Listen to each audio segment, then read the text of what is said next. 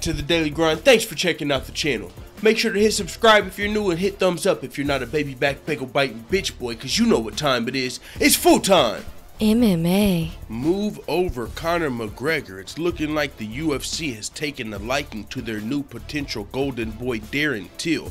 Kamaru Usman, the Nigerian nightmare, the dark horse of the welterweight division, has came out and said that Dana White and the UFC are protecting their potential new cash cow, Darren Till. Now this is interesting, and there's some truth to what Kamaru Usman is saying, but it's for good reason. Now I'll explain all of that in this video, because this video is probably going to go in a couple different directions, because in this welterweight division and just in the UFC in general, you know, these politics in the rankings, the top 15, the official UFC rankings, politics come into play. Like, you know, you don't always get a fight just because you deserve it. You could be on a 6-fight winning streak, won the Ultimate Fighter, undefeated in the UFC, smoked everybody you fought like Kamaru Usman, but you still can't get a fight versus a top 10 opponent because nobody wants to sign the dotted line, whether it's because they're ducking you, whether it's because they think you're too low of a reward, high of a risk, whatever you know reason these fighters give for not fighting down to the dark horses like Kamaru Usman, the guys that nobody wants to fight. Everyone's going to have an excuse,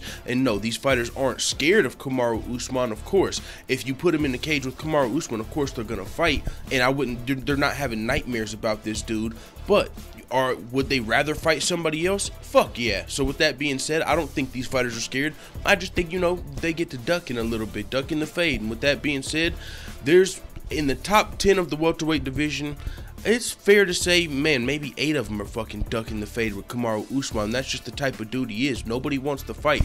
He's been calling out probably everybody in the top 10 Kamaru Usman has tried to get a fight with. There's not one person that, you know, Kamaru Usman is like, you know, I want to fight everybody, you know, except that guy. You know, some people, when they go on their call outs, oh, I want to fight Robbie Lawler, I want to fight RDA, but they fail to mention like the Kamaru Usmans or the Stephen Wonderboy Thompsons. They want to fight the guys that they feel like they have a potential to beat. Well, when you feel like you're the best in the division, that's not the case. You'll fucking fight anybody because you just want to prove yourself as the best in the division. You'll go on a 9-fight winning streak, but the problem with getting to that 9-fight winning streak is you've got to get someone to say yes to the 7th fight. You've got to get someone to say yes. Oh, this dude's on a 7-fight winning streak. Now he's coming at me. Ooh, I don't want to be that guy. You know, it's hard to fucking get. That's why Tony Ferguson had to win 10 fights before he got an interim title. Max Holloway had to win 10 fights before he got an interim title. Robert Whittaker had to beat 3 top 5 contenders before he got an interim title. And it's looking like that's the route Kamaru Usman's going to have to take. Now, Darren Till is who he's talking about here, and just because he says the UFC is protecting Darren Till, he's not saying Darren Till is scared of him. I think Kamaru Usman, as well as a lot of us, believe that. Darren Till, who is potentially one of the UFC's future cash cows, so it does make sense for them to kind of tailor his career, and I don't want to say tailor his careers and give him easy fights. No, that is not what Darren Till's looking for. Some of these guys who might not be as well-rounded and confident in their game, they might look for the best stylistic matchups, but with Darren Till, he would get in there with any of these dudes, but the UFC, that's probably not smart for him. Darren Till would probably fight 5 times next year if it was up to him, but that's where your team and your promoters come into play. And that's what Kamaru Usman is saying here. Like, you know, I wanted to fight Darren Till. It looked like he wanted to fight me, but, you know, the UFC said they have other plans for Darren Till. And Kamaru Usman brings up the fact that Michael Bisping, you know, one of the UFC's biggest stars in England, is, you know, kind of about to retire after one fight, and Darren Till not only could be one of the future faces of the UFC, but he could also, you know, bolster that England market that Michael Bisping might leave behind, and we all know that plays into a factor. The UFC says when he stars, you know, Conor's got Ireland behind him. When you bring up these stars, they try and get a whole country behind them. So Darren Till would be able to do that, get England behind him, but Conor McGregor, kind of like Conor McGregor, he would have his whole country behind him, but this guy's got the potential to get the world behind him. He's going to have people that say he's taking the easy road or whatever the fuck, like, just because he didn't have to fight, you know, 5 welterweight contenders. He didn't have to fight Kamaru Usman and then this dude and then this dude. He's trying to fight Wonderboy and then get an immediate title shot, trying to take the quick road. But one thing I have to say about Darren Till is it's not like he's just trying to get a quick run to the title and hold it. He wants to get a quick run to the title so he can move up fucking weight classes. Darren Till wants to become the welterweight champion and then move up to 185, maybe get a couple fights in, become the 185 champion. Darren Till wants to not only become the 185 champion, he wants to eventually become the 205-pound champion. He's got three weight class title aspirations. This dude is not just, it's different with Darren Till. That's why I'm a big fan of Darren Till. And even if the UFC doesn't schedule Darren Till versus Kamaru Usman, which would be a hell of a fight, I'm not going to say that Darren Till is fucking ducking him or scared. And now let's get into Wonderboy for a second, because Darren Till wants the fight with Wonderboy, the current #1 ranked contender. Wonderboy doesn't want that fight because it doesn't make sense. He's like, yeah, I wanted to get a fight with a guy above me, but now I'm the #1 ranked contender, so I would at least like a top 5 guy. So Wonderboy it's looking like has every kind of reason he's not going to fight Darren Till. And this is where the thin line comes between. Is a guy ducking someone, or is it about the politics? Like, oh, it just doesn't make sense. He's trying to get a title shot. He's trying to move up weight classes. This is where the difference comes into play with Darren Till not fighting Kamaru Usman and Wonderboy not fighting Darren Till. Darren Till is still early in his career, undefeated, looking to become a champion and then move up weight classes to become another champion. He's never fought for the title. It's a fresh fight. Wonderboy, on the other hand, when he says he doesn't want to fight Darren Till, you could say it's the same thing. Oh, it doesn't make sense for him. He's a top 5 guy. He had to fight.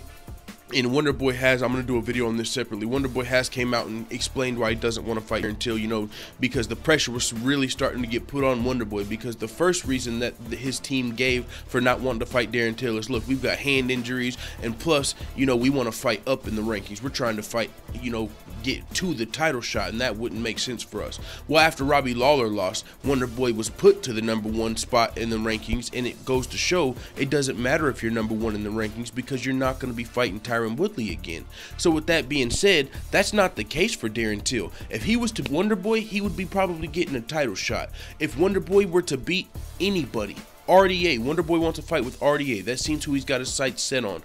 Even if Wonderboy beats RDA tomorrow, you're fighting down for 1, and for 2, you're not getting a title shot. You can beat the #2 and then the #3 contender. As long as Tyron Woodley's the champion, I don't see any fans wanting Tyron Woodley versus Wonderboy 3, and that's not even what matters. Not just the fans. Tyron Woodley's not going to fucking take that fight. You know why? Because let's say Tyron Woodley fights Wonderboy for the 3rd fight. One of them was a draw. Tyron Woodley won one. Well, if Wonderboy wins this fight now versus Tyron Woodley, the 3rd fight, Tyron Woodley's never getting that fucking rematch. No one's going to ask for Wonderboy Woodley 4, and he's just going to be not the champion anymore. So Tyron Woodley didn't want to get back in there with Wonderboy the 2nd time. He's like, yo, I felt like I won the fucking 1st fight, but it is what it is. I got to do what I got to do, and he did it and fought him again and won the 2nd fight. So no one is going to be clamoring for that Tyron Woodley fucking Wonderboy 3 matchup. So that's what's different here. For me, for Wonderboy, the Darren Till fight does make sense. And no, if you're, in Wonderboy's corner, you might not want to see it happen because Darren Till doesn't have as many fucking social media followers as you, or you feel like he hasn't earned it. But it is what it is, man. With that being said, come back to Kamaru Usman before we get out of here.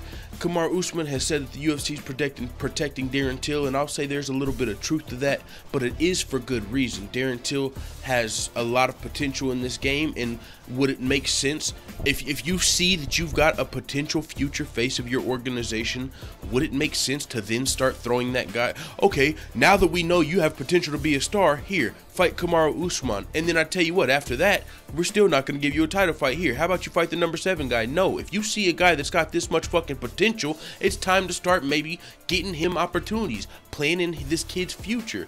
And a lot of it sucks for these fighters. They're like, oh, why does the UFC want to push Darren Till? Why does the UFC want to push these guys and not us?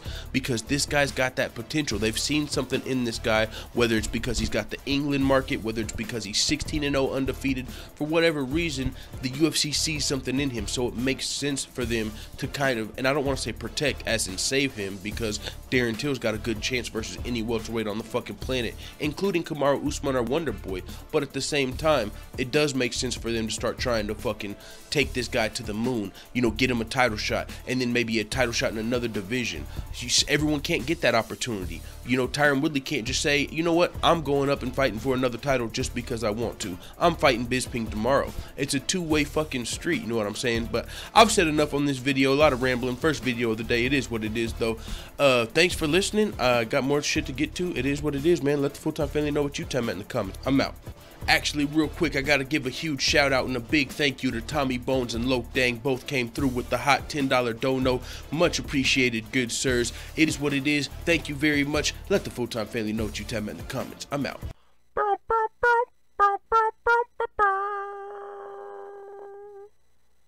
da da da da. It's the motherfucking DOWG.